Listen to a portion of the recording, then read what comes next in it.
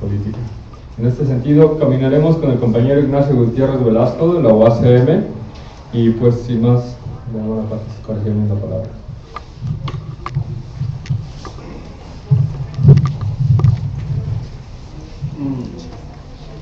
Agradeciendo sí, las palabras antes sí, y la invitación sí, a esta mesa, y nosotros atendremos entonces la problemática que lleva la universidad.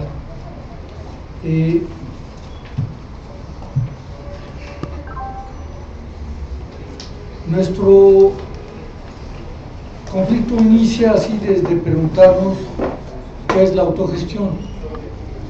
Es un movimiento, es una tendencia, tiene presencia local o tiene presencia global, ¿sí?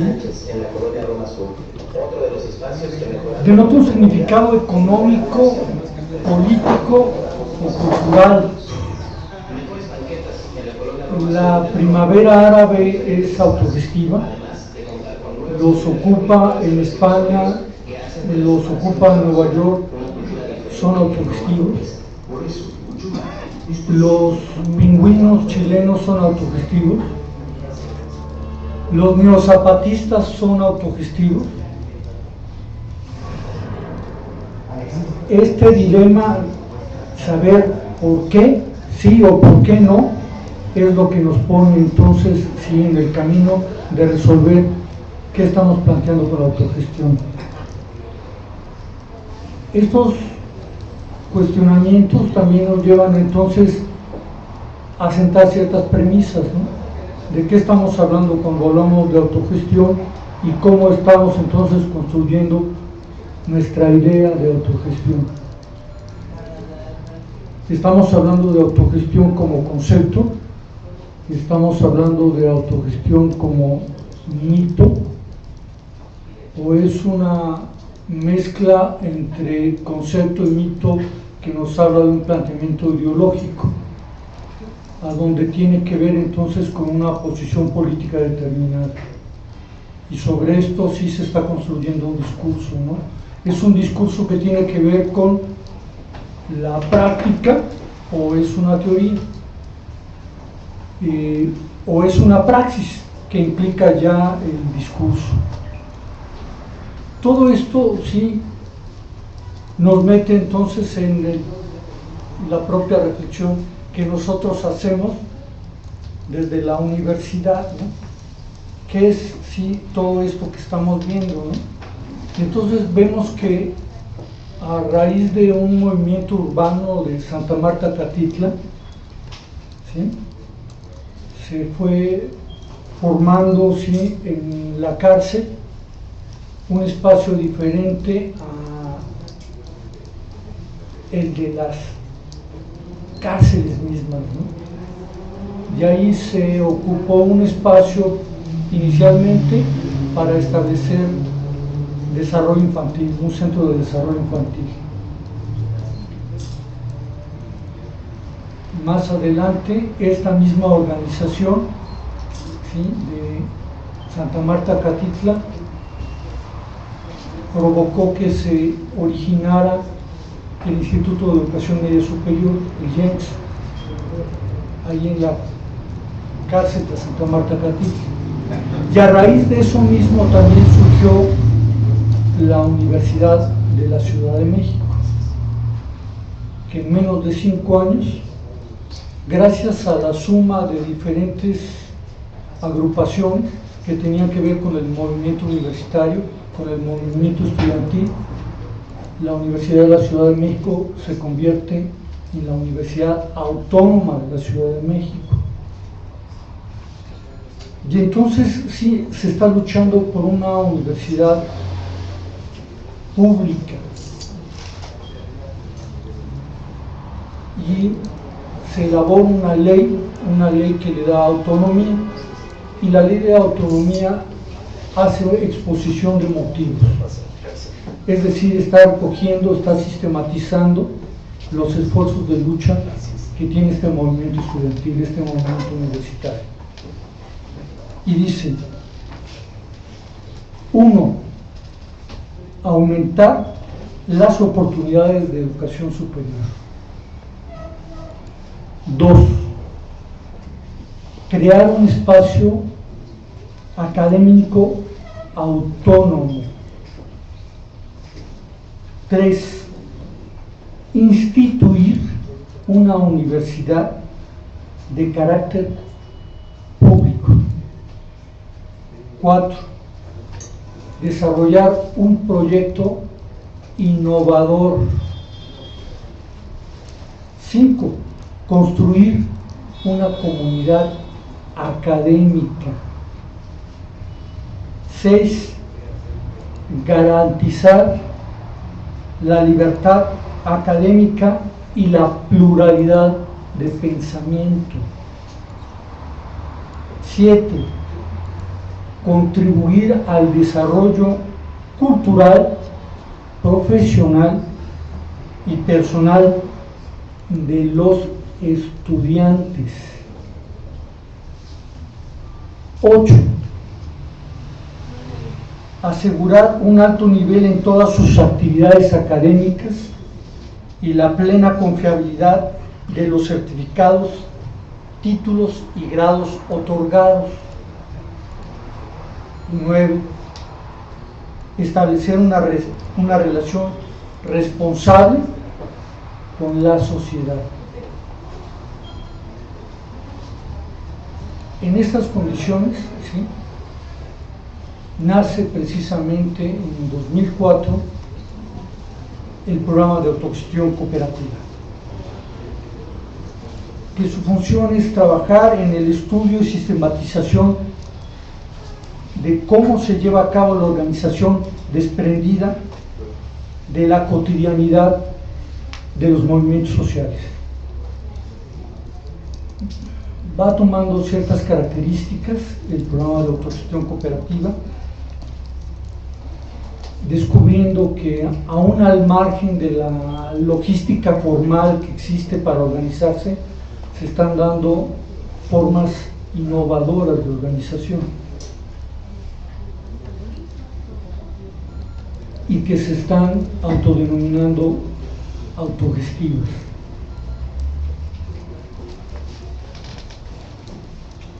Y esto parece ser que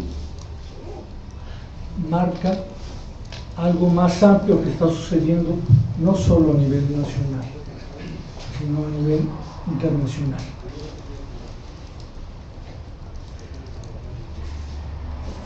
Y esto nos permite entonces ratificar el entendido de que estas formas de organización,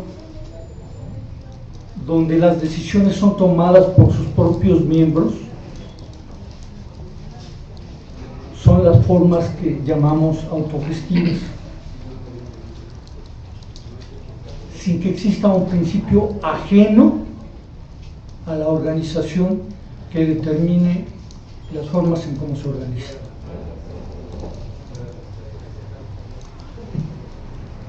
Descubrimos también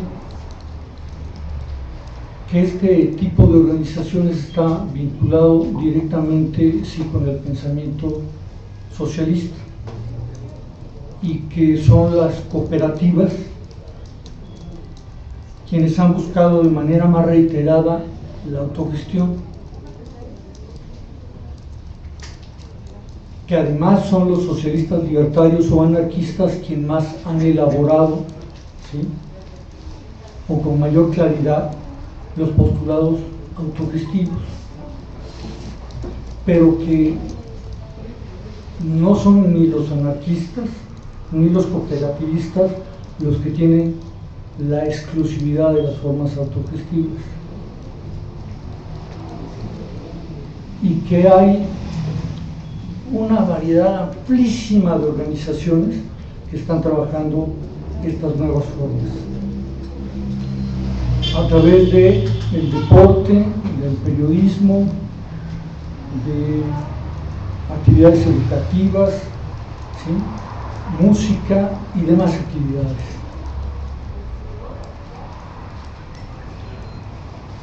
Aquí es a donde, sí, entonces nos regresa la bolita, en el ámbito educativo, ¿qué está pasando? ¿No? ¿Qué está sucediendo con una institución como es la universidad?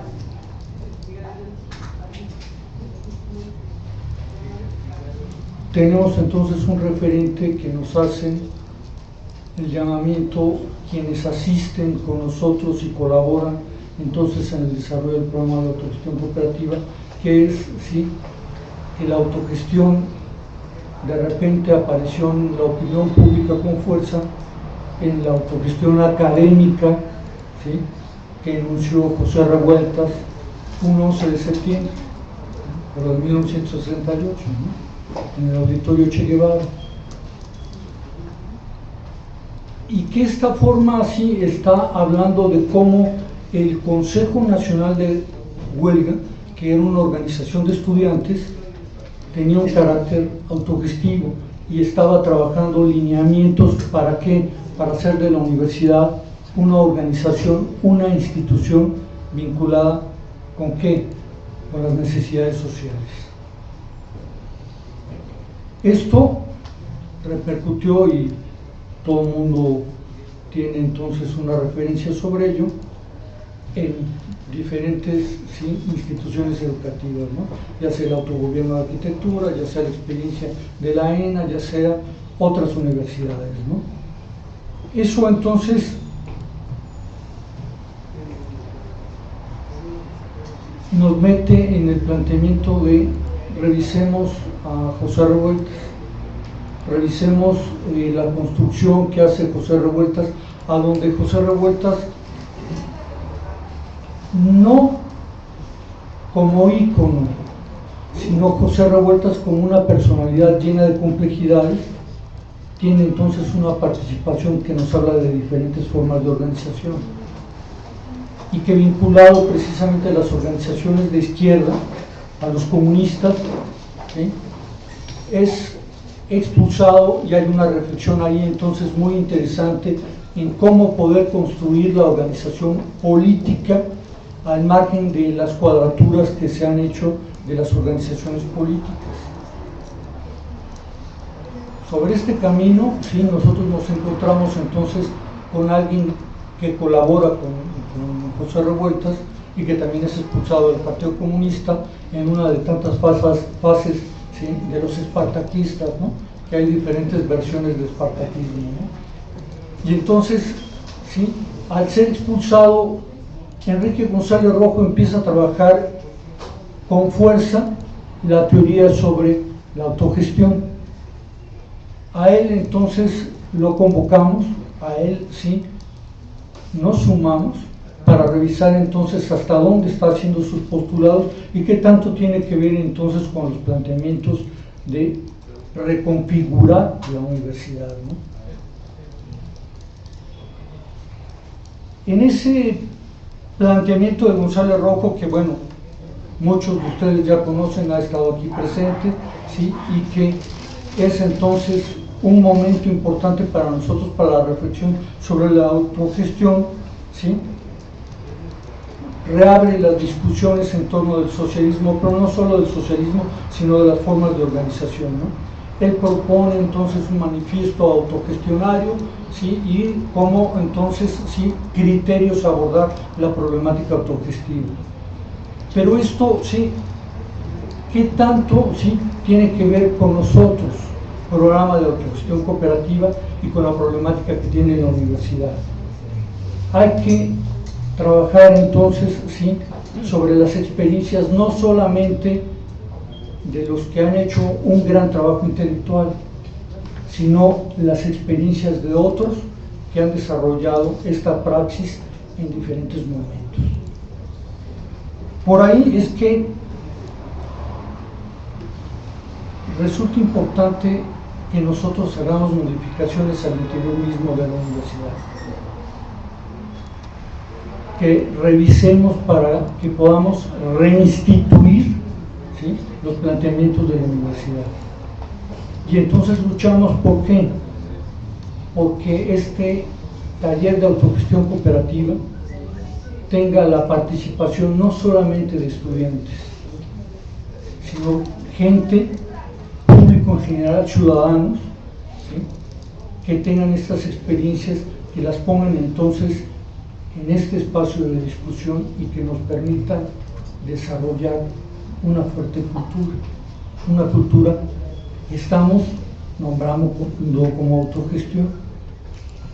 En ese camino entonces, si nosotros empezamos a cimentar la idea de que, a ver, espérense, vamos a hacer el taller de autogestión cooperativa, y el taller de autogestión cooperativa, que es tanto una labor de extensión universitaria, también es una asignatura transversal para todos los estudiantes de la universidad, nos va a permitir entonces trabajar la teoría con mayor precisión para hacerla un factor de organización, no que tenga entonces el propósito de formular grandes modelos a seguir, sino que sea un factor y que esto se conserve como taller,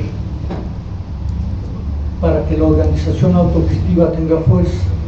Revisamos entonces, sí, que también es importante que rescatemos el servicio social de la universidad.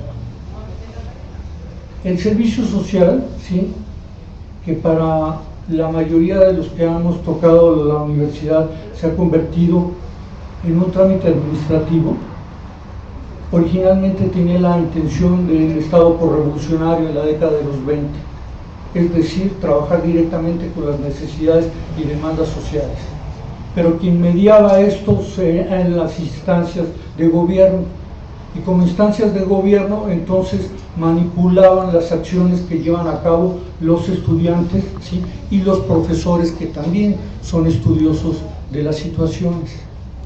Por ahí entonces nos metemos y descubrimos también entonces una problemática, que atrás de esto también está el ejercicio corporativo del Estado mexicano, es decir, la contraparte a la autogestión, que es la heterogestión, a donde manda ¿qué? El jefe, y el jefe, sí, es el que manda a sacar fotocopias al del servicio social, o lo manda por los chicles, o lo ocupa subutilizando precisamente la calidad del estudiante. Esto entonces implica luchar ¿contra qué? Contra el corporativismo de este país.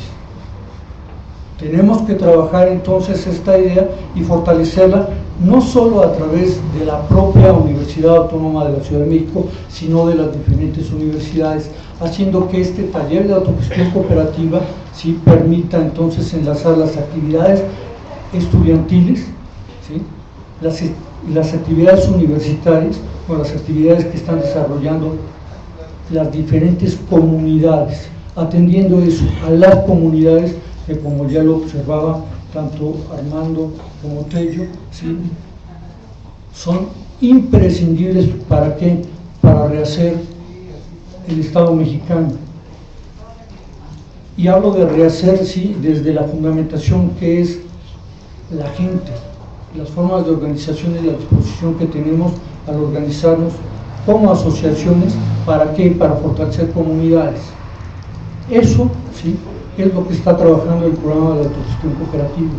Estos son los intentos entonces que estamos llevando a cabo. ¿Para qué? Para romper con este corporativismo que desde raíz no se trata así de olvidar los procesos electorales de los que se están hablando, pero sabemos muy claramente que en términos formales esto no trae resultados de contundencia. Hay que reinstitucionalizar, ¿sí?, las diferentes, ¿sí?, áreas o instancias del gobierno y del Estado a través de la participación de la gente, haciendo autogestión, ¿sí?, haciendo el trabajo directo, ¿sí?, sobre las necesidades y demandas de lo que son servicios públicos con recursos públicos, ¿no? Este es el trabajo, sí, que nosotros estamos haciendo, y por supuesto, sí, significa un embate contra la heterogestión y el corporativismo del Estado mexicano. Gracias.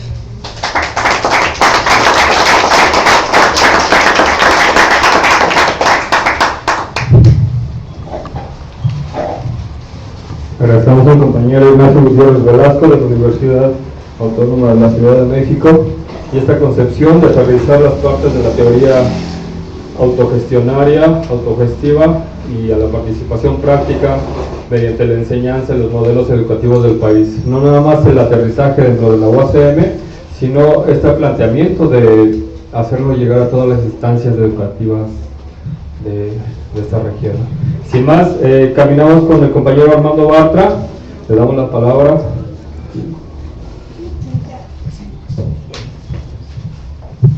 Bien, buenas tardes, noches casi.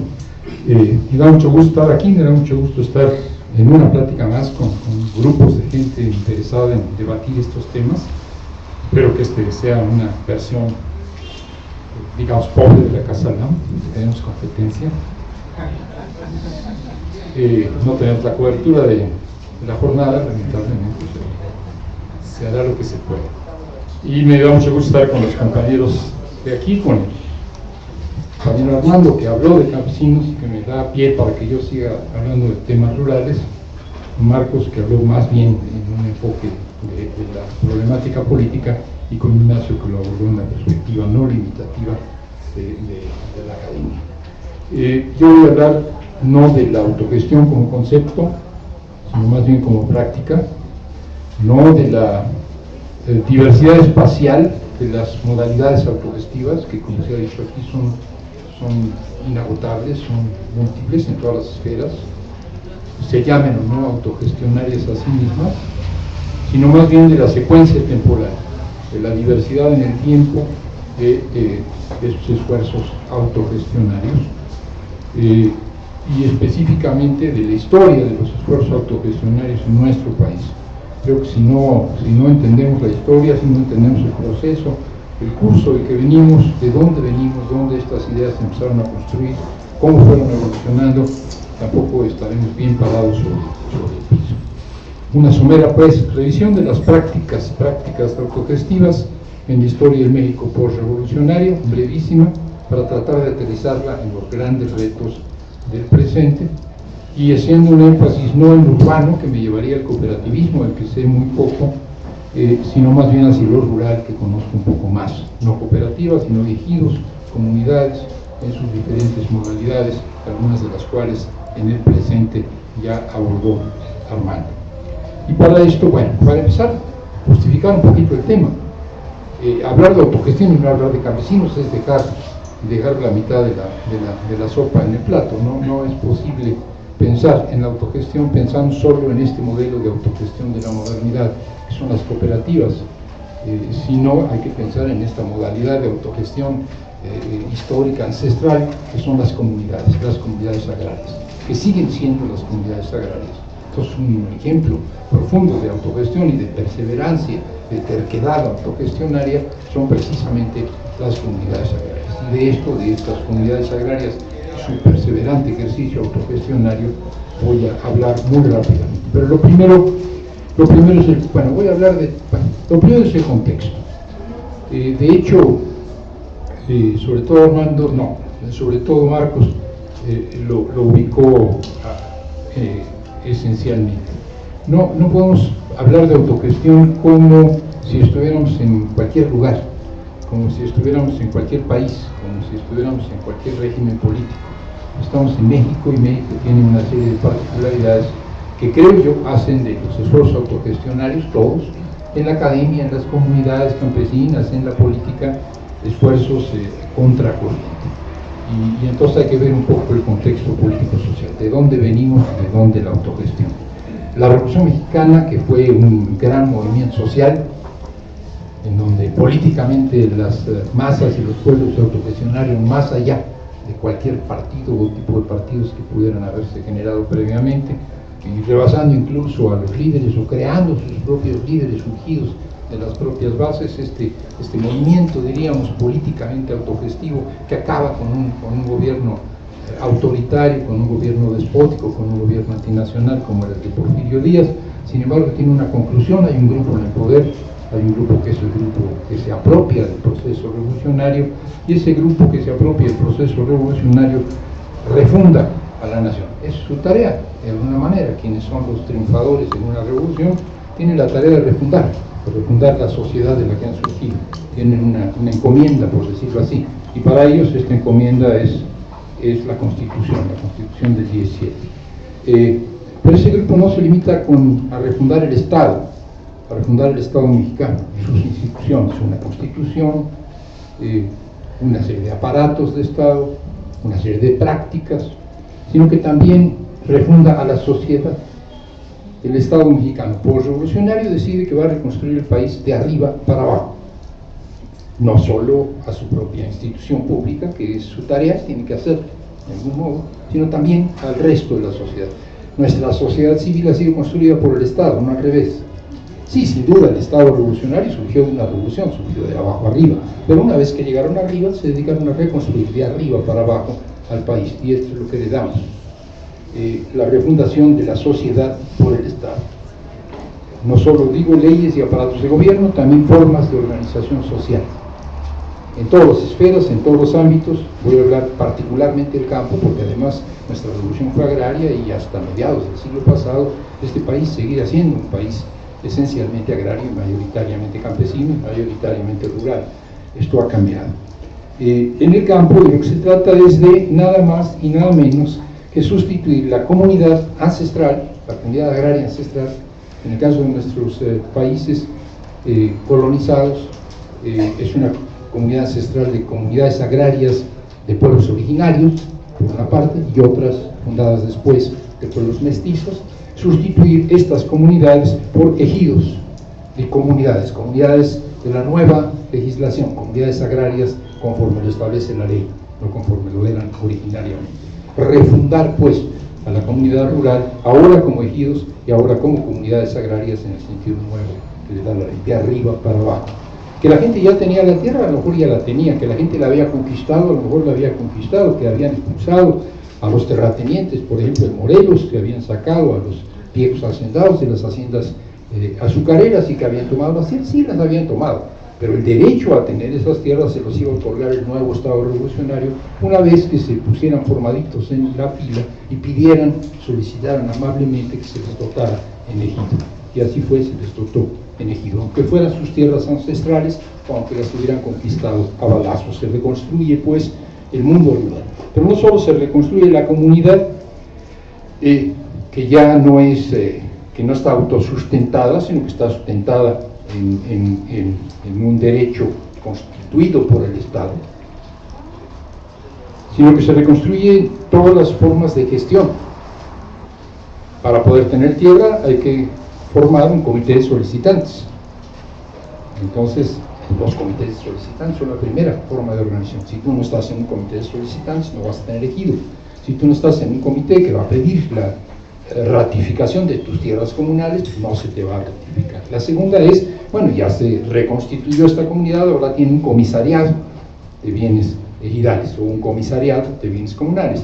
Este es el que reconoce el Estado. Cualquier otra forma de gestión que tú tengas, tú tienes un consejo de ancianos o cualquier otra modalidad, o la asamblea que se organiza sola, esto no vale. Lo que vale es un comisariado de bienes ejidales o de bienes comunales. Y bueno, como los comisariados de bienes comunales representan núcleos nada más, pues hay que organizarlos en ligas de comunidades agrarias, y estas ligas de comunidades agrarias en una Liga Nacional Campesina que en un momento se transforma o más bien se sustituye por lo que hoy seguimos conociendo, la Confederación Nacional Campesina, la CNC, el corporativismo agrario construido de arriba para abajo. Y por si faltara algo, la cereza del pastel, un partido agrarista mexicano construido también de arriba para abajo. Construyen la sociedad, construyen las ligas, construyen las comunidades y construyen un partido. No fue fácil. Suena como que el maquiavelismo de los obregonistas y luego de los callistas, porque esto es en este periodo, la primera y la segunda décadas primera y segunda décadas de la posrevolución, o sea, los años 20 y los primeros 30 en que sucede todo esto. La CNC se consolida más bien ya con Cárdenas, pero todo esto sucede en un contexto en el que los campesinos no se dejaban, no en balde se había hecho una revolución, y esta revolución hace que los campesinos no permitan fácilmente esta corporativización. Hay resistencia, fuerte resistencia, hay un agrarismo rojo frente al agrarismo gobiernista, y este agrarismo rojo da la batalla, y no solo da la batalla, les gana la Liga Nacional Campesina. La Liga Nacional Campesina finalmente es un instrumento de los agraristas rojos, pero a lo mejor esto no lo aceptarían todos los historiadores. Aún los agraristas más radicales están jugando el juego del nuevo gobierno, reconocen que este gobierno es el representante de una revolución triunfante y el ejecutor del programa de la Constitución. La Constitución es un programa, ese programa lo tiene que ejecutar alguien, el gobierno lo va a ejecutar. Y se presiona al gobierno, y se le exige al gobierno, y se moviliza contra el gobierno, y se protesta contra el gobierno para que el gobierno haga lo que debe de hacer. No están planteando una nueva revolución, están planteando que se cumplan los mandatos de la revolución, y que los cumple el gobierno, por lo tanto se mueven dentro del aparato, juegan el juego del corporativismo, y finalmente el corporativismo acaba ganando. Pero pues una sociedad construida desde arriba, construida por el Estado, una sociedad que derrocó al Estado después de los 20, 30, el nuevo Estado planteándose o presentándose como mandatado por la Constitución del 17, refunda la sociedad y comienzan los tiempos del que Octavio Paz, por una expresión bastante afortunada, llamó el logro filantrópico y autoritario, de la misma manera que concede, golpea, a veces más golpeador que concededor, pero luego te soba el chipote que te hizo para que te mantengas dentro de sus clientelas. O para no hablar de logro filantrópico, hablaríamos quizás un concepto más profundidad sociológica, un concepto que formuló Federico Nietzsche, que es que odiaba el Estado, y con justa razón, ese monstruo frío, decía él, que son los Estados, y este monstruo frío, el monstruo frío del Estado moderno, miente, y su gran mentira es: el Estado es el pueblo. Esta idea del Estado-pueblo, del Estado que representa a sí mismo como el pueblo, somos los representantes del pueblo, porque somos la gran familia revolucionaria, somos los herederos de la revolución. Este Estado-pueblo es caracterizado así en un libro clásico que todavía vale la pena seguir leyendo, que es el libro sobre la democracia en México de Pablo González Casanova. Estado patrimonial, logro filantrópico, Estado-pueblo, la gran familia revolucionaria. El hecho es que tenemos un monstruo encima, tenemos un hiperestatismo en México, no es cualquier país. Hay países en donde no se conforma el Estado moderno, donde prácticamente no hay Estado, donde los cacicazgos siguen dominando. En México el Estado moderno se construye, y ese Estado moderno se construye y construye a su vez a la sociedad. Cárdenas no es la excepción. Uno piensa, y con razón, que Cárdenas impulsó el cooperativismo, y que impulsó el cooperativismo agrario, y que esto está bien y no está mal, pero hay que verlo un poquito más de cerca. Las intenciones de Cárdenas están fuera de duda. Cárdenas apostaba a que los campesinos eran capaces, de manera autogestionaria, de ser un sector importante de la producción agrícola, que los campesinos no eran simplemente mano de obra de las haciendas, o que los campesinos no eran simplemente milperos que producían para comer, que los campesinos podían producir algodón, podían producir caña, podrían producir cítricos, podrían producir enequén, podrían producir café, que los campesinos eran, pues, cooperativamente, de manera asociativa, posibles empresarios del campo. Pero la idea de las cooperativas o de las formas asociativas o autogestionarias, yo diría asociativas y cooperativas, que planteó el cardenismo, estaban más cerca de lo que los agrónomos socialistas, la Liga de Agrónomos Socialistas, también de buena fe y con buena intención, llamaron haciendas sin hacendados.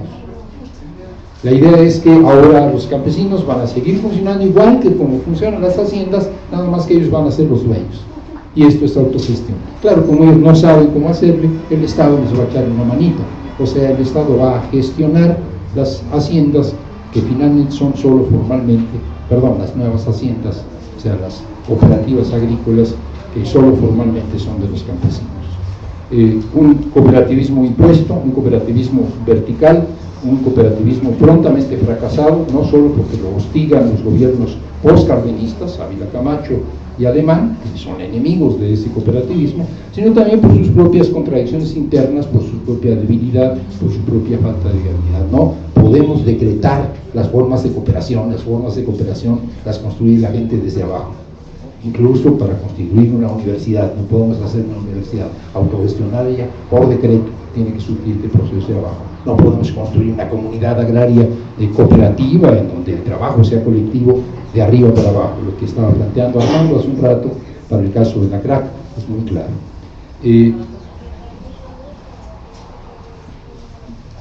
Este hiperestatismo en lo económico, en lo social, en lo político, en lo cultural, enfrentarlo y resistirlo en México es el punto de partida de cualquier experimento autogestionario. No podemos pensar en autonomía, no podemos pensar en autogestión, sino primero y ante todo pintamos nuestra raya respecto de este hiperestatismo que es el que nos caracteriza. Es papá gobierno, pues, para no hablar de ogros filantrópicos, para no hablar de estados pueblo, papá gobierno, que dice la gente. Si la gente no se libra, si no comete parricidio, si no cometemos parricidio, si no nos atrevemos a matar al padre como buenos edipos, no nos vamos a librar, y hay que hacerlo. Y hacerlo es la larga historia de nuestros esfuerzos autogestionarios.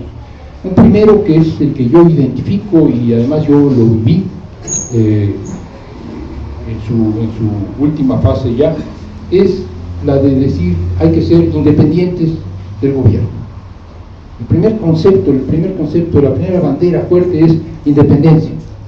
No se hablaba de autogestión tanto, porque había cooperativismo autogestionario, no se hablaba de autonomía o de autonomías, se habla de independencia, hay que ser independientes. Independencia era no ser del PRI, pues, en pocas palabras.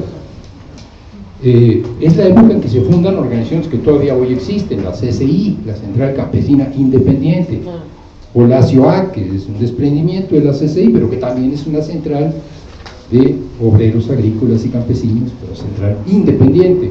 Y surgen frentes indígenas independientes, y surge el Frente Sindical Independiente, que son ya los tiempos del primer FAT, que se debió de llamar no Frente Auténtico del Trabajo, sino Frente Auténtico e Independiente del Trabajo, para ser consecuente con los tiempos de alcalde, con los tiempos de los iniciadores de este proceso. Pero no eran únicamente centrales, no eran únicamente frentes sindicales, eran también el ballet independiente, la Bienal de Pintores Independiente, un periódico que no recibiera Chayo, o que no quisiera confesar que lo recibiera, o que no estuviera subsidiado, se ponía independiente. Todos tratábamos de ser independientes en el sentido de que nosotros no somos del PRI. Este es el primer, es una independencia política, es un distanciamiento político. No es no corporativismo, por ejemplo, la CIOAC estaba vinculada fuertemente al Partido Comunista. Eso no estaba mal para la CIOAC. Que un gremio estuviera subordinado a un partido o sujeto a un partido no les parecía mal. La independencia era respecto al PRI y no estaban tan equivocados, finalmente. El problema ahí no era tanto el neocorporativismo relacionado con los partidos de oposición, que ahora sí es grave, sino era el corporativismo relacionado con el partido en el poder. Bien, para ir avanzando un poco más rápido, esto tiene muchos límites, no puedes ir mucho más lejos, y la ruptura con esta visión limitada de ser independientes llega con el echeverrismo. Quienes tengan memoria de esto